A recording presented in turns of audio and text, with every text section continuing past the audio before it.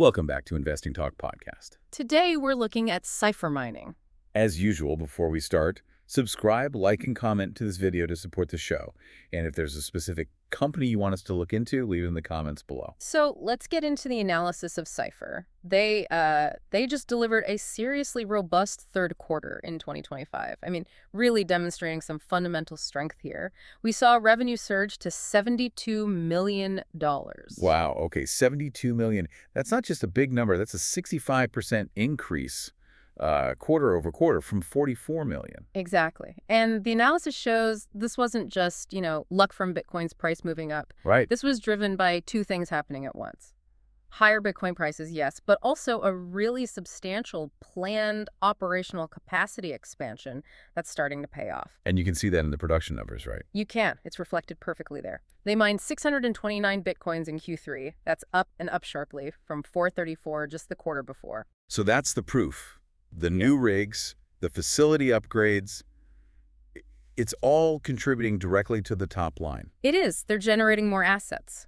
Okay, so if we peel back the onion a bit and look at profitability, the whole machine seems to be running more efficiently now that they're at this scale. I think so.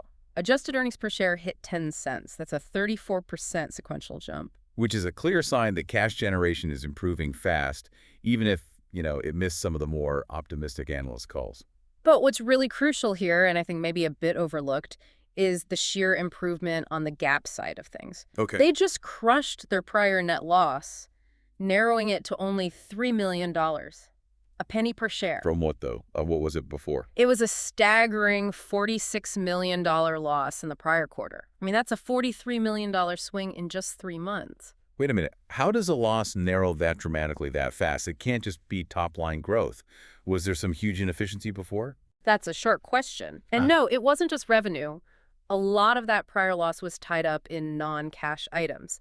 Things like asset impairment charges or the really heavy initial depreciation when you bring a ton of new equipment online. Ah, okay. So as those assets settled and production ramped up, those non-cash losses just diminished, and it let the underlying cash flow improvements really shine through. It's like the difference between buying the factory versus actually running the factory. That makes perfect sense. And to fund all this, they've obviously fortified the balance sheet. They brought in some pretty substantial capital, right? Huge capital. And it's non-dilutive, which is the key takeaway here. They executed a $1.3 billion convertible offering and a separate $1.4 billion private offering of senior secured notes. So they found institutions willing to give them debt, which means they can fund this massive expansion without flooding the market with new shares. Exactly. They're minimizing shareholder dilution while getting a massive runway for what comes next. Okay, so let's unpack this next phase, because this is where the story, for me, gets really interesting. It moves way beyond just being a Bitcoin miner. We have to talk about the HPC pivot. The high-performance computing pivot, yes. This isn't just some side project. This is the competitive moat. A moat. Cipher has positioned itself, I think, uniquely by leveraging its massive power infrastructure down in Texas. We're talking about a 3.8 gigawatt power pipeline. And for context, that 3.8 gigawatts is one of the largest power pipelines in the entire sector, isn't it? That's a profound advantage. Absolutely. Think about what it takes to secure the land, the permits, the transmission access for that much power. You can't replicate that quickly. It makes their power infrastructure basically an untradeable asset. So while everyone else is scrambling to find 100 or 200 megawatts for their AI data centers, Cipher already owns the real estate. They own the energy foundation, the thing you need for massive future-proof HPC deployment. Which lets them pivot. They can move away from being totally reliant on the price of Bitcoin, which is, famously volatile, and build something more stable. A stable, recurring, almost utility-like revenue stream. And these HPC contracts are the opposite of mining. Mining can be interruptible. If the price drops, you power down. HPC requires massive, uninterruptible power, high-density, reliable cooling. All the things these hyperscalers demand. Exactly. And it's what Cipher can uniquely provide. And this isn't just a plan on a PowerPoint slide. They've already locked in massive contracts. Right. They aren't just hoping for customers. They have major strategic partnerships signed. One is with Amazon Web Services, valued at around $5.5 billion. And the other big one is the Fluid Stack deal. which has Google's backing. Yes, that's about $3 billion in contracted revenue over the first 10 years, but it has options that could push it up to, what, $7 to $9 billion over 20 years? So when you look at those numbers, you're not really analyzing a mining company anymore. Not at all. You're analyzing a multi-billion-dollar infrastructure provider with guaranteed revenue for decades. It's like a gold miner realizing they own the only bridge into town, so they just start charging tolls. This whole thing just fundamentally shifts their projected financials. Completely. By 2027, the projections show HPC revenue scaling up to around $739 million. That will largely overshadow their Bitcoin mining revenue. It transforms the entire risk profile of the company. And this vision is backed by concrete action. I mean, construction is already underway on a site that's expected to deliver 168 megawatts of IT capacity by September 2026. And that 168 megawatts is the crucial first step. It's a proof of concept that de-risks this entire pivot. Now let's shift to how the market is actually viewing this transformation. The technicals seem to reflect this bullish story. The stock's been in a pretty clear uptrend all year. Higher highs, higher lows, just look like strong accumulation. And that 52-week trading range is just massive. From, what, $1.86 up to $25.52? After the Q3 news, the stock surged to around $23. Right, and momentum indicators back this up. It's trading well above its 50-day and 200-day moving averages. That's kind of the institutional benchmark for a sustained rally. But it hasn't been a straight lineup, has it? I mean, it's up nearly 300% in 6 months, but there have been corrections. Of course. Yep. That's just typical profit-taking after a run-up that extreme. It suggests the stock's in a phase of, healthy bullish consolidation. The market is digesting the news and pricing in the execution risk. And when you look at who is buying, the institutional conviction seems really strong. You're seeing that cluster buying, where multiple large funds are all building positions at the same time. That's right. Funds like Soros Fund Management, Rumblind, JP Morgan Chase, they've all increased their stakes. Institutional ownership is up to about 12.3%. When someone like Soros is buying, they see the big macro shift here, the combination of cheap power and high-margin AI demand. Okay, but we absolutely have to address the elephant in the room that every investor is going to see. The insider selling. The substantial insider selling. Over $220 million in recent months. The CEO settling stock units and selling.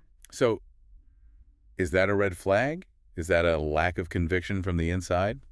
You have to frame it in context. It's a fair question.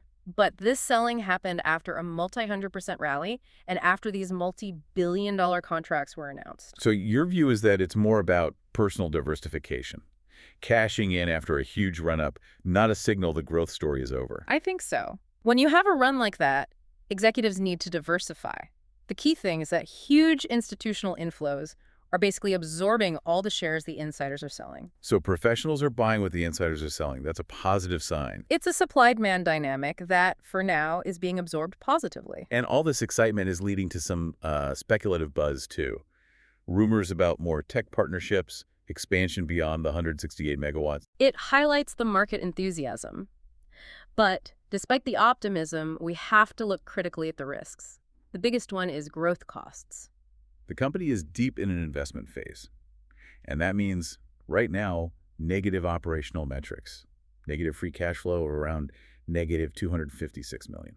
For the listener, that means they're burning cash, they're spending significantly more than they are bringing in. And this is the crucial part.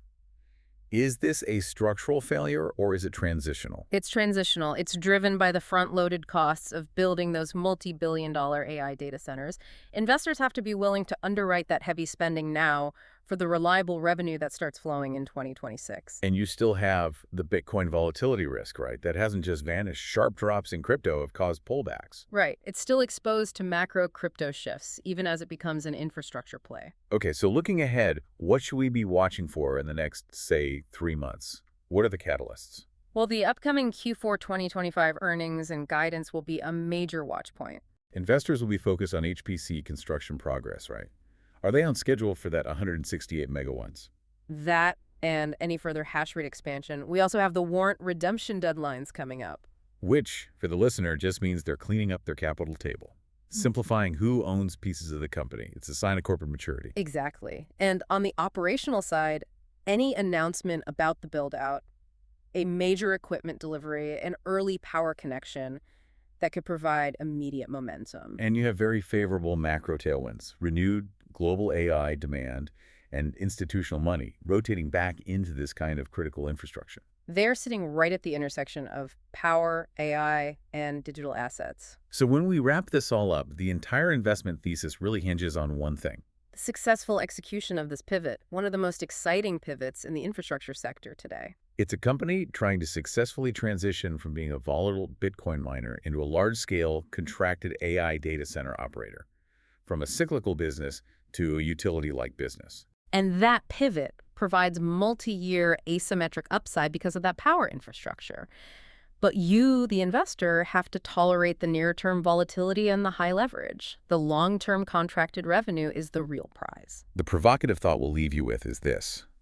How do you value a company that effectively owns an untreatable resource, that massive power capacity, at a time when power is the single biggest bottleneck for global AI adoption?